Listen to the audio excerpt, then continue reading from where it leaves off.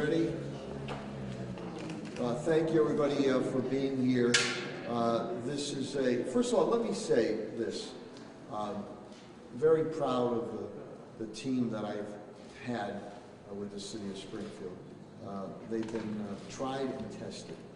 We've been through a number of natural disasters and man-made disasters, and have come through this with flying colors. And we want to reassure the public, as we do in any situation that might come about, of what has occurred or not occurred, what we're going to do about it, and three, we'll get through this all together in a very orderly fashion.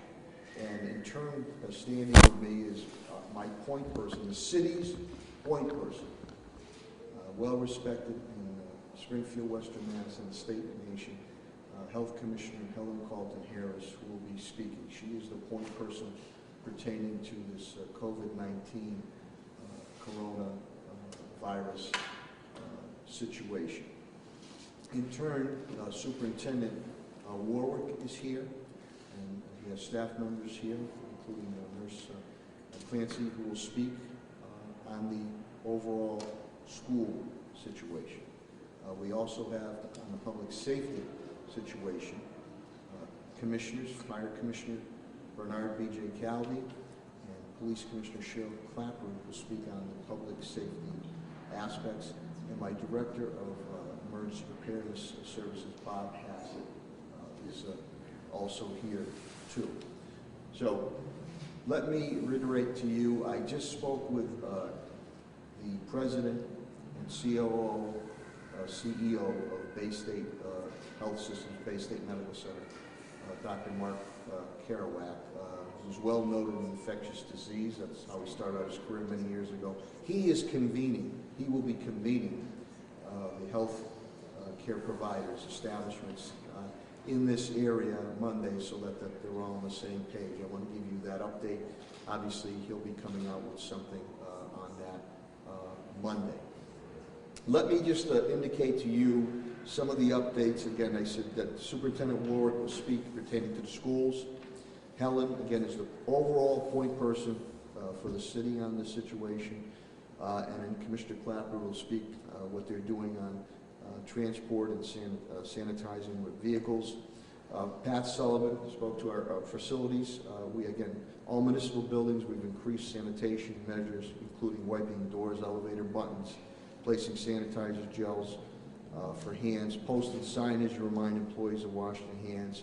All this information will be a city's official webpage, will be updated. We are working very closely with the Mass Department of Public Health and the CDC on they're updating Commissioner Carlton at times almost hourly or a couple hours at a time. Governor Baker and Mayor Marty Walsh-Boston just recently held a conference at 12:30 today. We have been told, and this is coming from Massachusetts, that there is only one confirmed case in the state of Massachusetts, and this is the Commonwealth City. We'll have the best available data, and we'll listen to the experts who will be available to us. We're adhering to already all the precautionary measures issued by the Mass Department of Public Health and the CDC to help monitor and respond to these growing situations. And before I turn it over to Helen, again, this is quite simple, what needs to be done as you were dealing with the preventative of the flu or a cold. Washing your hands, extremely important. Warm water, use of alcohol-based gel. Clean things that are frequently touched, which we are doing, like doorknobs, countertops, household cleaning, sprays, and wipes. Avoid touching your eyes, nose, and mouth. Cover your mouth when and if you cough or sneeze, and use a tissue or your inner elbow or not your hands. This might seem very simple and common sense, but it's from the experts. If you're sick and you're under the weather, stay home. Stay home. And this does not mean that you have COVID-19 or the coronavirus. And then, as you're doing, just think ahead to take care of yourself and your loved ones, which we are which we are doing, and that's extremely important. So again, the speakers that are going to come up at this time are going to let you know about what has happened, and probably more importantly, what has not happened. What we're going to continue to do about it. We're ahead of the curve. Some of the conference calls we've had with the health providers, and CDC and Mass Department of Public Health, we're already doing it. And then, as we've done before, if a situation arises, we will get through this as we've done before, dealing with a natural or man-made disaster. But we just want to reassure the public that what exactly is going on. I know there's a number of rumors, innuendos, and false information, falsehoods that have been put out there. And to the families who have been affected, may good health to them, and the ones who, in other parts of the country, the world, who have lost their lives, Godspeed to their families, and God bless them. Indications that the individuals who have passed had serious health situations. So we're taking all the precautionary measures that we have to do. So at this time, let me get to the more specifics, and my Commissioner of Health and Human Services, Helen Carlton Harris, who is the city's point person, will speak specifically on this overall situation of what has occurred or what has not occurred, and then we'll go right to Superintendent Deanne Warwick, again, to reassure our school population and families and staff. Commissioner Helen Carlton Harris.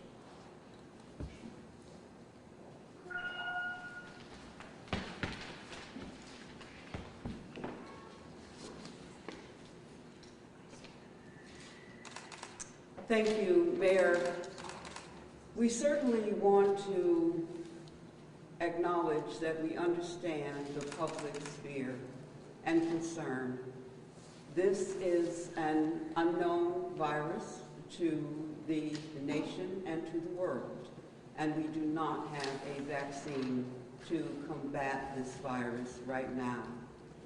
We, in the city of Springfield and the Commonwealth of Massachusetts, have a reporting system called MAVEN.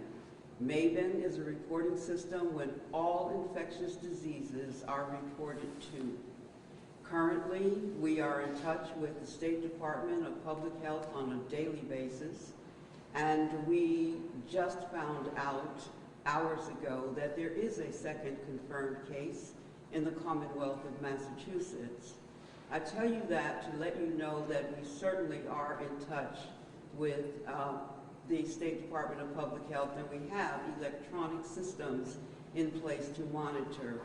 Currently, as I stand here, there is no confirmed case in the city of Springfield. And as the mayor indicated, there are many rumors. There are individuals who are spreading information that is not confirmable and is false. So we in this city, like many municipalities across the Commonwealth, have a continuity of operations plan. If in fact we needed to go to mass vaccinations, if we needed to be able to open up places for individuals to be housed, shelters, this city, as the mayor indicated, has been through H1N1, SARS, Ebola. We have been through infectious diseases situations in the past, and we have worked together in order to assure the public and put our public health and all of our resources towards protecting the residents of the city of Springfield. The mayor has indicated to me that he wants everything to be done around prevention and intervention as far as any virus or bacteria transmitted in the city is concerned, but certainly at this time. And so we are being extremely vigilant. We are being extremely responsible. The mayor also indicated at this time we have more deaths in the United States from the flu than we do from coronavirus at this point. And so we're going to encourage individuals, it's not too late to get your flu shot. The symptoms of COVID-19 or coronavirus are very similar to the flu. Sneezing, cold, fever, aches, those are the same symptoms that we're seeing in the flu. So it's natural that individuals who have those symptoms may be concerned that they have coronavirus. We are encouraging individuals, if you feel sick, stay home. If you have traveled to a level 2 country, the level 2 countries are Italy, South Korea, except for China. We are taking different precautions around China. We are asking individuals who travel to level 2 countries to stay home and self-quarantine for 14 days. Currently, in the city of Springfield, the Department of Health and Human Services is monitoring those individuals who are at home and self-quarantined at this point. Again, the State Department of Public Health will inform us if there is a case in the city of Springfield, in the Western region, if we should be concerned. But I want to reiterate, we certainly understand the fear and concern of the public. We are particularly concerned for our elderly citizens and individuals with underlying conditions, individuals with chronic diseases, and we're also concerned about the very young. So the mayor indicated the precaution that needs to be taken, common sense and good judgment. Social distancing can always be a good thing. We are asking individuals who are home, who are being quarantined by themselves or self-quarantined in their homes to use social distancing. Again, the mayor indicated we will get through this. This team you see behind me is absolutely amazing. Whether it's public health, public safety, these individuals are on the front line, and again, they are extremely knowledgeable and capable. There is another call with local boards of health that will be on March 10th at 10 o'clock in the morning. We have consistent calls. We are updated consistently. There are still things that are unknown, and I want to say that. I don't want to stand here and tell the public we have all the answers, because we don't. But what we do have is the ability to respond and the ability to work together as a team with all of our partners in healthcare, including our hospitals, to do what we need to do in order to protect the health of the public. Thank you. Thank you, Commissioner. Well put. Thank you. Superintendent Dan Warwick. Thank you, Mayor. The school department will always deal with the safety of our staff and students first, and that is our foremost concern. With this situation, like all situations, we're following all the protocols that are recommended by DPH or DESE, and there have been many recommendations. So we've done all the common sense things like extra cleaning, education relative to hand washing, all the good things that Helen was talking about earlier. We're also going to meet as a school committee Thursday night and follow the recommendation from DPH and vote on banning all international travel for now, because we don't want to further any risks for our students. But again, we've had extra cleaning going on in the schools since the rumors around this started, and we'll continue to follow all those protocols.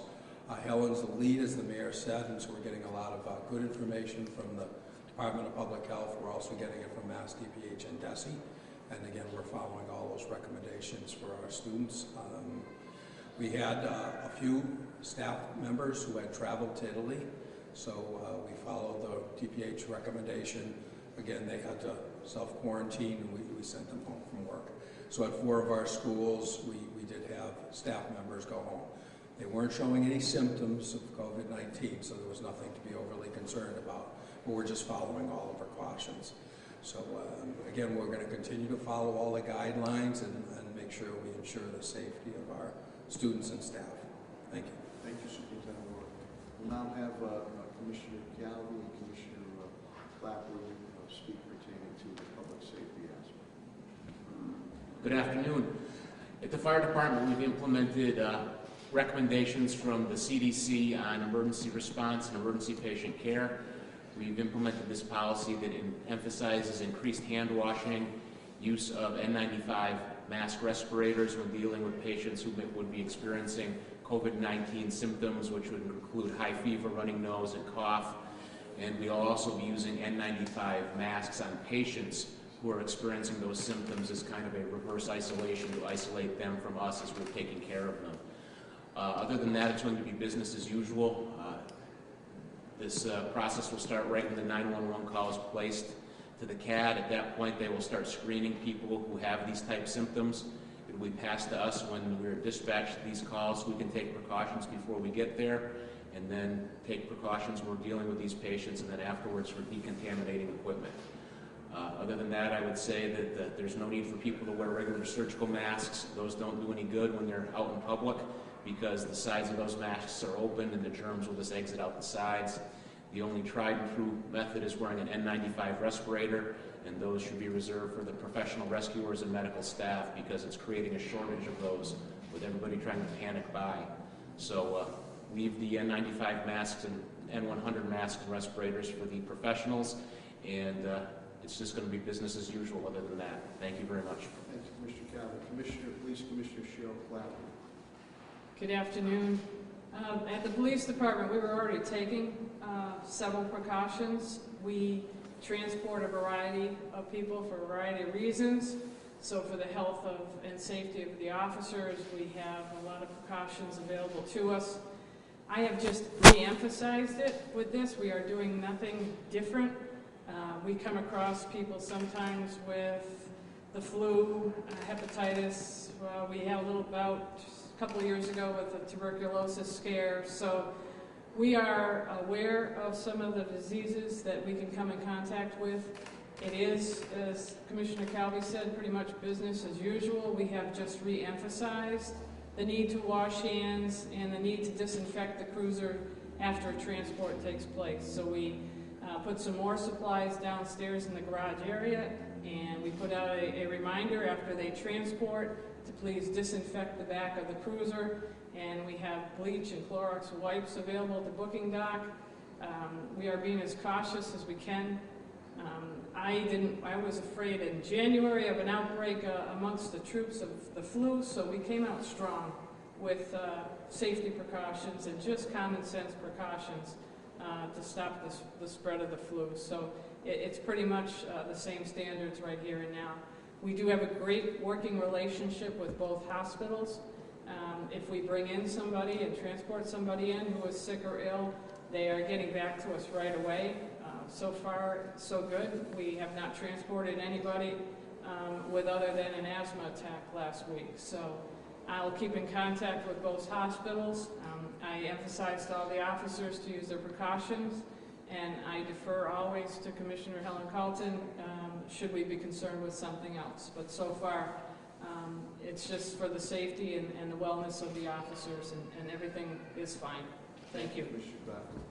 Thank you. If you have a couple of questions, we'll take those. If not, I really appreciate you getting this information out to your viewing and reading public, because as has been indicated by some of the speakers, especially my point person, Health Commissioner Helen Colton here, there's a lot of misinformation out there, and we are always prepared.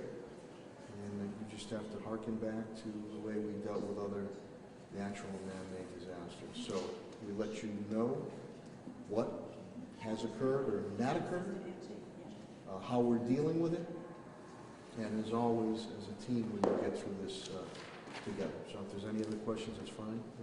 Yes, Mr. Kevin, you mentioned when someone's come back from a level 2 country, process is to self-quarantine for 14 days. You did mention China as well. What should people be doing? China is a very different situation. As you know, that's the epicenter of the outbreak. And so when those individuals come back, there are designated airports that have been assigned for individuals coming back from China, and they are at that point assessed. They are talked to about their symptoms. They are quarantined immediately. And so I'm not sure that we have that much traffic coming back from China at this point, but early on, we were making sure that those individuals were quarantined immediately and a health assessment done at that point. Yes. How long were the staff members in school for before they were self-quarantined? I'll give that to Superintendent Warwick, and again, you know, at times when it concerns personnel issues, but Superintendent Warwick will address that. Yeah, there was varying days that they were in school until it was reported to us, or they picked it up when we sent out an advisory. So as soon as we found out, then we sent them home. But there were some staff members that were in school. But again, no one showing any symptoms. This was just a precautionary measure. And we notified the staff and all the families of their concern. Any other questions? Yes? Yes, one more. Just for the fire commissioner, if that's okay. Yes. You mentioned there's a shortage of, is it N95 respirators? Yes. Is that citywide? That's a national shortage because everyone is panic buying them, so there's a little bit of a backlog. We have plenty on hand for the task at hand, and we have more on order, but everybody panic buying and running out and buying N95 respirators who don't need them has created a shortage nationwide. And again, that is if something was to occur. We'd rather be proactive, which we have been, and on the conference calls with the CDC and the Mass Public Health, we're already doing things they recommended. We've already been doing. Any? Yes. Probably would be for Superintendent Superintendent Warwick. Then You we'll go back. mentioned that there were 4 schools where staff members were sent home. How many staff members in total? Oh, jeekers. I'd be guessing maybe 250 staff members work in the school, but only 4 staff members were sent home. 4 were sent home from Right. 4 different schools? 4 different, one from each school. Okay. Do you know the 4 schools? I do know the 4 schools. So the schools were Glenwood, Homer, Boland, and Wrightwood, and the parents, student staff, everyone's been notified. Doug? Is yours Covered. okay? Thank you. Hey, listen, again, thank you very much to all our media partners. It's extremely important that the information, the updated, and most importantly, the verified and correct information is out there to stem some of these rumors and innuendos that are going around pertaining to the city of Springfield. And again, I have all the confidence in the world that the team that we have in place is dealt with a number of man-made or natural disasters, tried and true. And so we've told you what has occurred, or basically what has not occurred, what we're doing to deal proactively with the situation, and that once again we will get through this together should something arise. Thank you very much. Go about your life and go about your day. Use the common sense measures and precautions, and we'll go from there. Thank you very much. Thank you.